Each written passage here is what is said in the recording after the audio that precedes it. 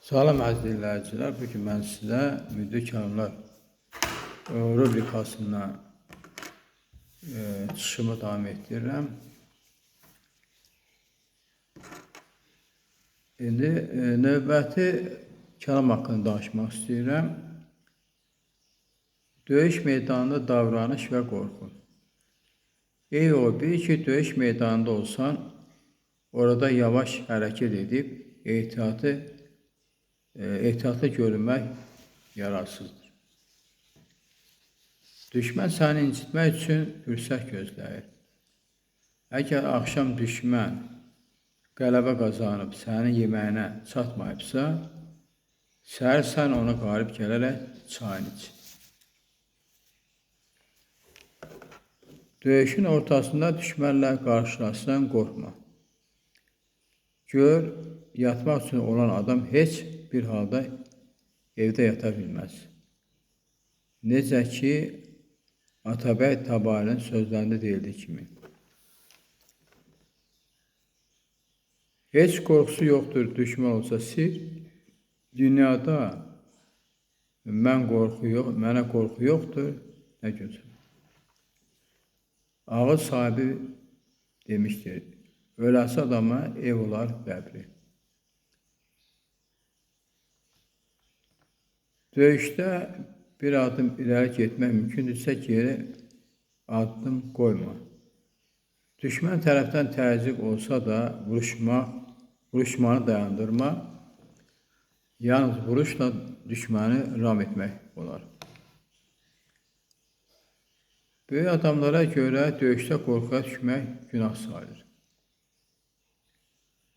Vuruşda ehtiyatlı olmalı, qorxaq və ağılsız hərəkətlərdən çəkinməlisən. Əgər bir döyüşdə uğur qazanacaqsansa, onu öz xoşbəxtliyin hesab et. Qorxuya yer yoxdur. İgidlik və cəsarət göstər. Qorxaq və ya tənbəl olsa, heç kəs səni düzgün qiymətləndirməz. Ölüm və igidlik məsələsi belədir. Yaxşı adla ölmək, pis adla yaşamaqdan daha yaxşıdır. Xoşdur, yaxşı adla ölərəmsə mənə ad qalacaq, olacaq bədhan. Ancaq nahaq qan töhmətdən çəkil. Heç bir müsəlmanın qanını halal hesab etmə. Yol kəsənləri, oğruları, zorakıları öldürmək mümkündür, amma əsassız qan tökmək həm bu dünyada, həm də axirətdə cəza gətirir. Nəticədə xalqın nifrəti və insanların kinini qazanır. Döyüşdə əməl və taliyi idarə etmək. Döyüş meydanında təcrübə və diqqət vacibdir. Zorunlu işlərdə ehtiyatlı, vacib olmayan işlərdə isə tənbəl olmamaq lazımdır. İnsan qan tökməməyi öyrənməlidir. Bu həm özünə, həm də nəslinə xeyir gətirər. Əgər döyüşə çıxırsansa, qorxmamalı, diqqətli və hazırlıqlı olmalısan. Adını və igidliyini qorumaq üçün düzgün vuruş, planlı hərəkət və təcrübə vacibdir.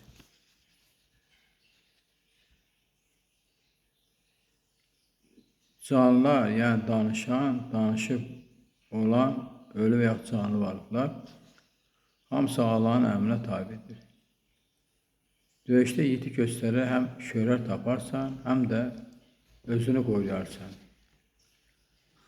Ölüm və yaşama haqqında hikmət belədir. Doğulduğum gün ölmüşəm, mən doğulmuşam.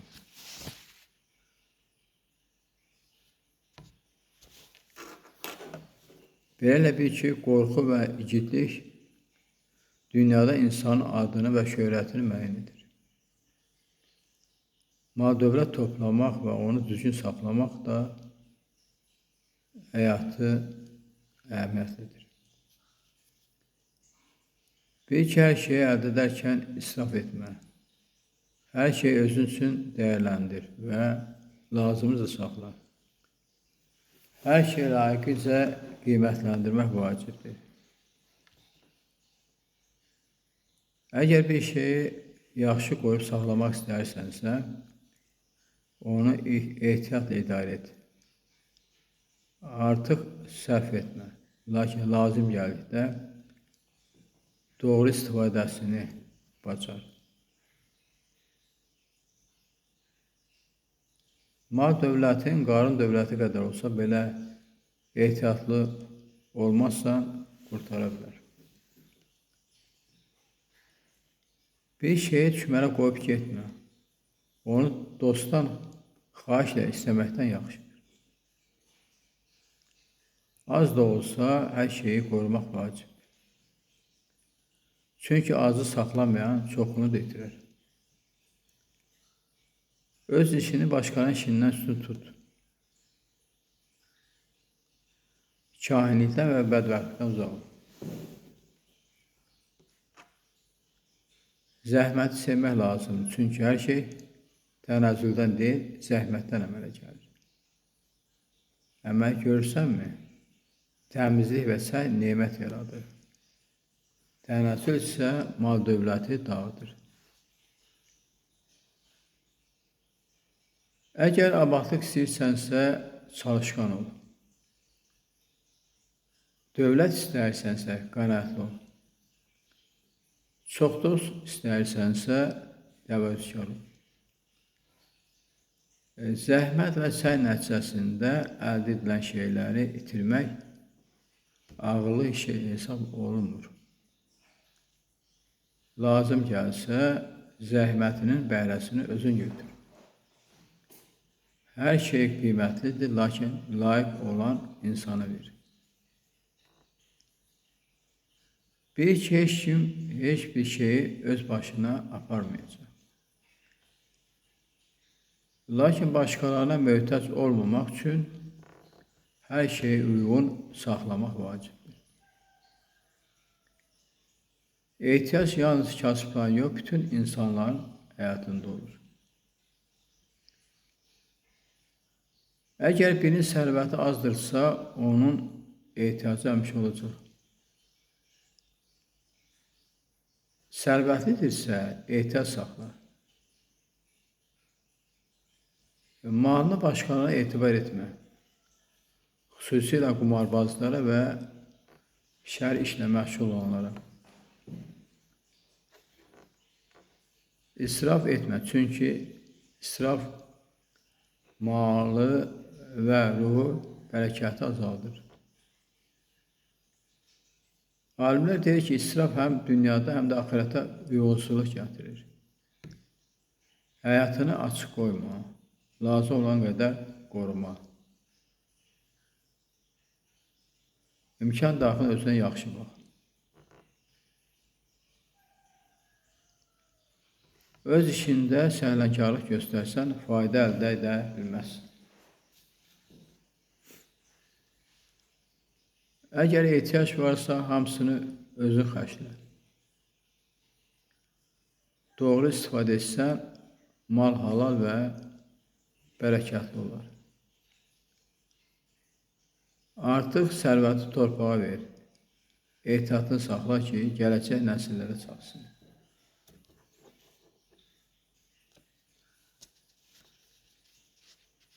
Heç bir zərrət üzündən girov qoyma. Borcu salamlar qaytar. Borc verəndə onu artırlaması hesab etmə. Dostluğuna bağışladığını düşün. Borcun qaytarılmaması dostluğu pozmamalıdır. Çünki düşməni dost etmək asandır. Dostu düşmən etmək isə çətindir.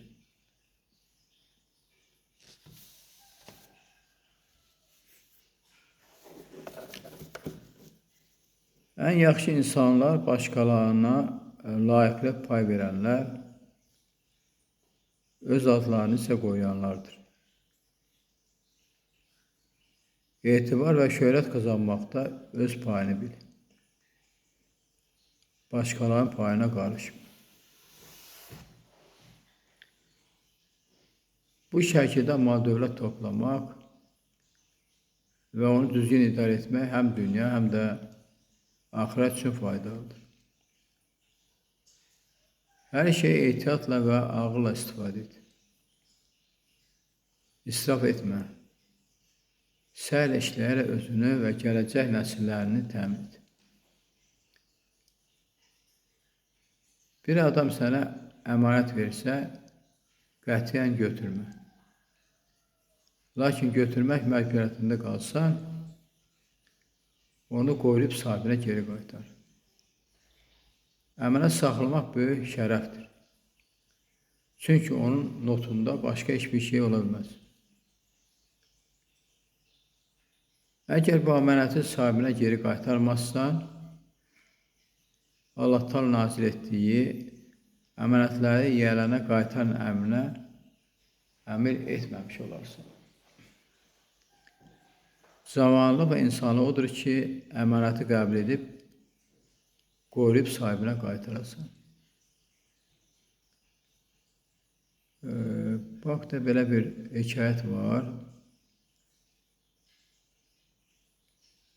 Hekayətdə deyilir ki, bir kişi şəhərdə yol gedərkən dostuna rast gəlir və deyir, mənimlə hamama getmək istərsən? Dostu cavab verir, hamamın qapısına qədər səni müşahidə edə bilərəm, amma hamama gedə bilmərəm, işim var. Yolda onlar hamama yaxın bir yerə çatırlar. Dostu xəbər vermədən geri dönür. Amma təsadüfən bir oğru həmin kişinin yanına yaxınlaşır. Və oğru üçün hamama aparır. Kişi geriyə baxanda oğrunu görür. Amma qaranlıq olduğundan dostu zənn edir. Və qarşısındakı oğruya pul verir. Ay qardaş, bu əmanətdir. Hamamdan sonra sahibinə qaytararsın. Oğru cavab verir, əgər öz başına götürsəydim, 1000 dinar olsaydı da sənə qaytarmazdım. Lakin sən bunu mənə əmanət olaraq vermişsən, insafsız olardı ki, sənin əmanətinə xəyanət edim. Əgər əmanətini sahibinə qaytarsan, sən ona çox zəhmət çəkərək onu saxlamısın. Bu zəhmətin müqabilində sahib sənin üçün minnət qoymaz, deyər. Öz əşyam idi, verdim. Geri aldım, sənə qalmazdı. Doğru deyirəm, çəkdiyim zəhmət üçün sağ ol deməyən olmayacaq. Ancaq əmanət verərkən gizli saxla ki, heç kəs sənin malına iddia etməsin. İki şahid olmadan heç kimə etibar etmə. Verdiyin əmanət qarşılığında qəbz al ki, məhkəmə getməkdən azad olasan.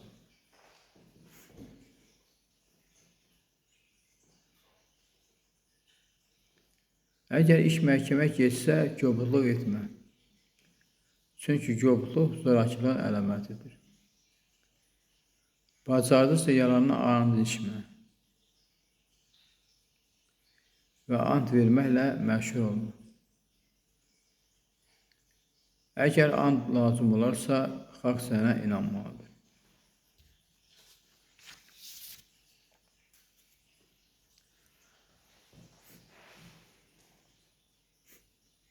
Nə qədər var dövləti olursan ol, xeyirxah və dürüst olmalısan. Özünü yoxsul hesab et. Çünki düşmən və yalancılardan başqa heç bir şey yoxsulluqdan daha təhlükəli deyil. Əmanətin qədrini bil. deyiblər ki, əmanət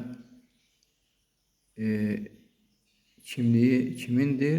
Həmişə var dövlətli olasan.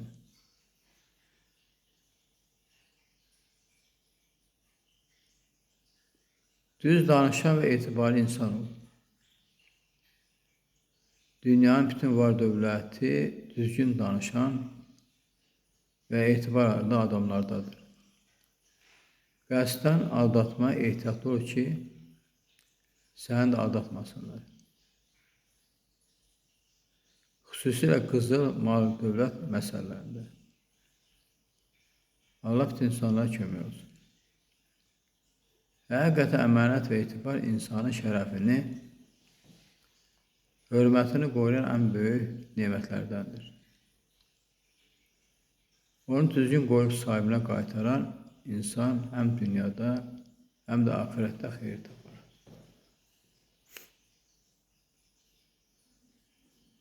Qul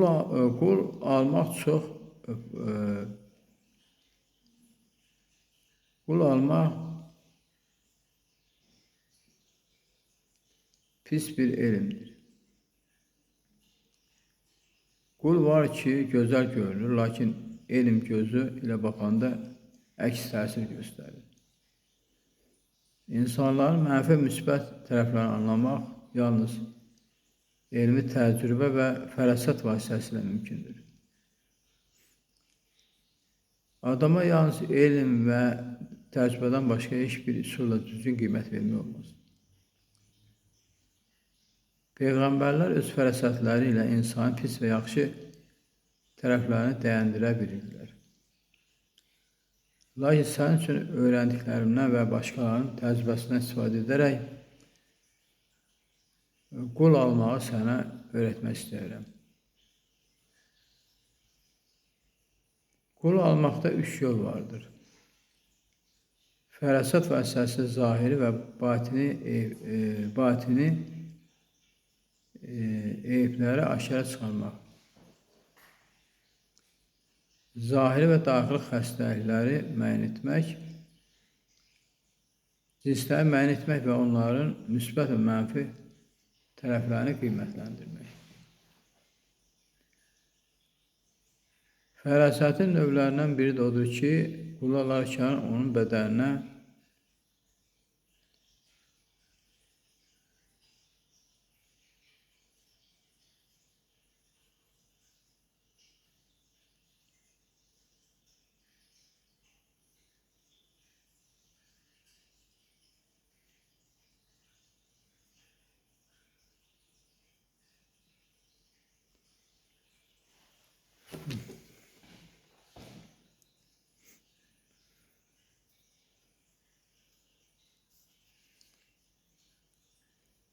qulun xarakteri onun bədən quruluşuna, gözlərinə, boyuna və ümumi halına görə qiymətləndirilir. Ev qulları üçün qaməti düz, dərisi ağ, barmaqları aralı, danışı az və səlis, əzəlləri uzun olmalıdır. Musiqi üçün qulların barmaqları nazik, əlləri incə, ayaqları uzun olmalıdır. Fərqli xalqlarda qulların xüsusiyyətləri müxtəlifdir. Məsələn, türklərdə qullar igid, qorxmaz, ruhlu, lakin dikbaş və bəzən davakar olur. Hindlilərdə qullar dili zəif, evdə diqqətli, lakin xarici görünüşündə gözəl və tərtibli olur. Rumlarda qullar mehriban, işgüzar, lakin bəzən kinli və səliqəsiz olur. Ermənilərdə qullar vəfasız, riyakar, düşmənçilik edən, lakin düzgün davranan olmaları qeyd olunur.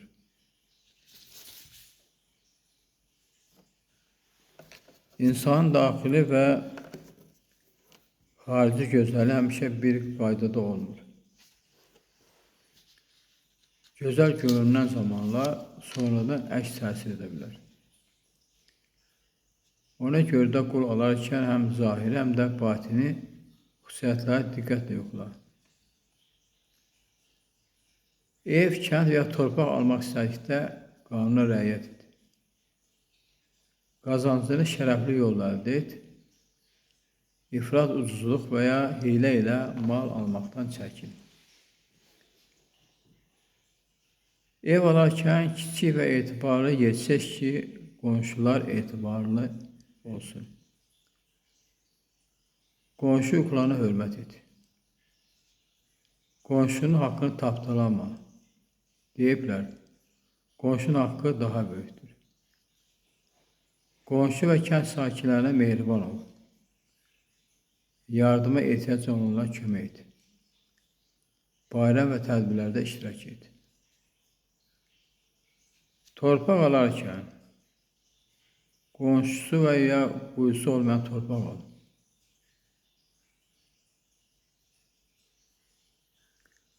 Torpaq şərisi və sağlam olsun. Əgər torpaq abad və məhsuldar olarsa, gəliri də çox olar. Torpaq və əmlakın abadlığını qorumaq üçün yeni tikintilər və abadlıq işləri görür. Bu prinsip və qaydalara diqqətlə yerinə yetirsən, həm qulu düzgün qiymətləndirərsən, həm də ev və torpaq alanında faydalı və xeyirli iş görmüş olarsan. Müəyyən bazarda at alanda at seçimini düzgün qiymətləndirmək lazımdır. Atın keyfiyyəti həm onun fiziki xüsusiyyətinə, həm də xasiyyətinə görə müəyyən olunur. Yaxşı atın əlamətləri bunlardır. Dişləri nazik və ağ, at dodağı nisb uzun, burnu dik və uca, gözləri qara, qulaqları tik və arası açıq. Boynu dik, bədən nazik, döşü geniş, quyruğu uzun və qara. Yeriş zamanı ayıq, diqqətli və ağıllı olmalı. Pis atın əlamətləri deməli, kar, solaxay, göy gözlü, zədələnmiş dırnaq, qısa və əyri quyruq, tez yıxılan, oynaqlarda problem olan atlar pis sayılır. Atları alanda rəngin də əhəmiyyəti var. Məsələn, qızılı və qara elementlər bir-birinə uyğun olmalıdır. Qara bozvala atların müəyyən xüsusiyyətləri pis qiymətləndirilir.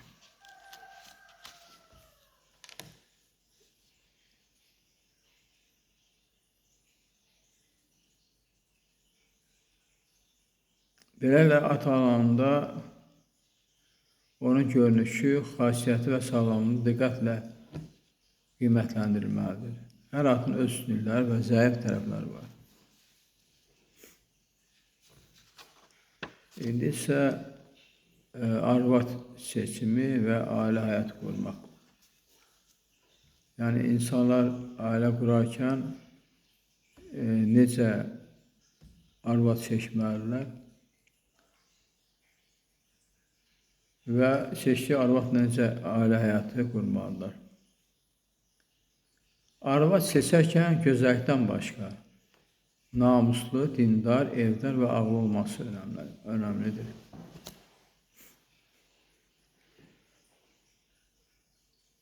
Mən çox ailələr görmüşəm ki, yəni, gözəl arvadla ailə quranlar var. Yəni, arvadın gözəlinə uyub, gözəl arvadlarla, arvad deyəndə qadın deyək. Demək, gözəl qadınlarla ailə quranlar olubdur. Ancaq sonradan bu ailə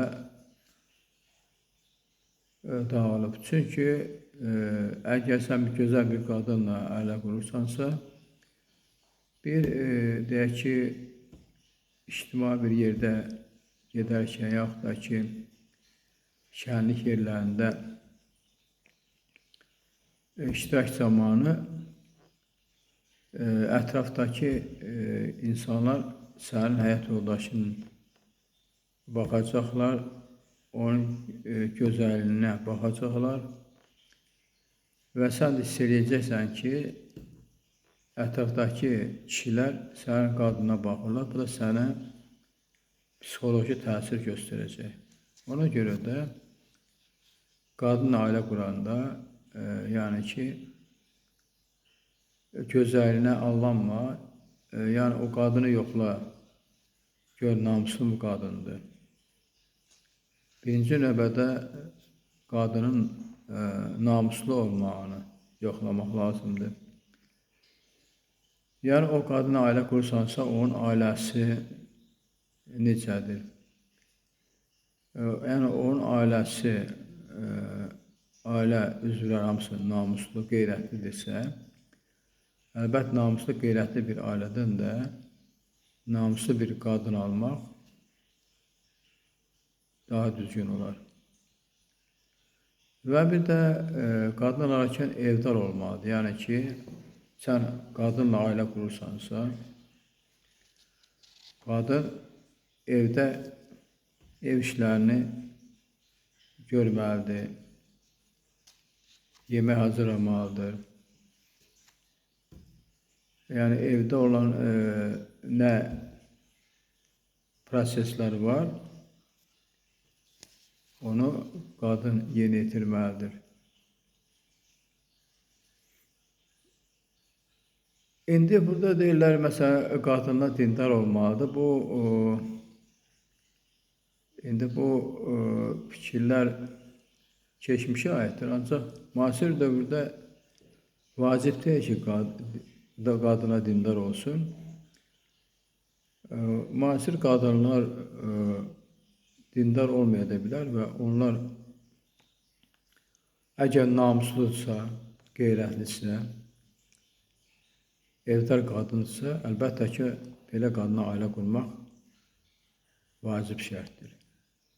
Və bir də xüsusilə də qadına ailə quranda ağıllı qadınlarla, o qadınların ağlını yoxlamaq lazımdır ki, o qadın ağıllıdır, yəni ki, bir növ ağılsız qadınlarla ailə qurmaq ailənin məhvinə gətirib çıxarır. Məsələn, sonra belə bir məsəl var ki, deyir, qohumdan arvad almaq məsləhət görülür. Yaxşısı əcnəbi yaxud da başqa qəbilədən seçmək lazımdır. Mən çox bu yaşadığım dövrdə belə hadisələr çox rast gəlmişəm. Məsələn, xalaoğlu, bir ailədə xalaoğlu, xala qızı evləniblər. Tanıdığım bir ailə olubdur. Ancaq bir ildən sonra bu xalaoğlu, xala qızı yola getməyiblər və bunlar bu ailə dağılıb və boşanıblar. Bu məsələ mən müsbət yanaşıram, doğrudan da arvad alanda qohumunu almaq, mən onu qəbul etmirəm.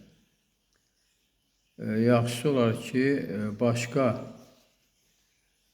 yəni qohumuna yox, yad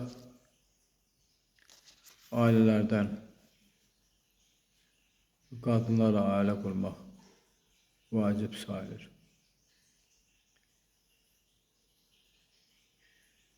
Sonra qadınların malı və əşyaları ilə düzgün davranmaq lazımdır. Onları hörmət etmək lazımdır. Hər şeyi düzgün idarə etmək vacib şərtdir. Yəni, qadın cehiz gətirirsə, o qadın cehizinin, qadının o cehizinə, ev əşyalarıdır və s. ona qarşı düzgün davranmaq vacib sayılır. Əziz dinləyicilər, istəyirəm ki, burada fikrimi tamamlayayım. Hələlik bu qədər. Gələn görüşlərə dək.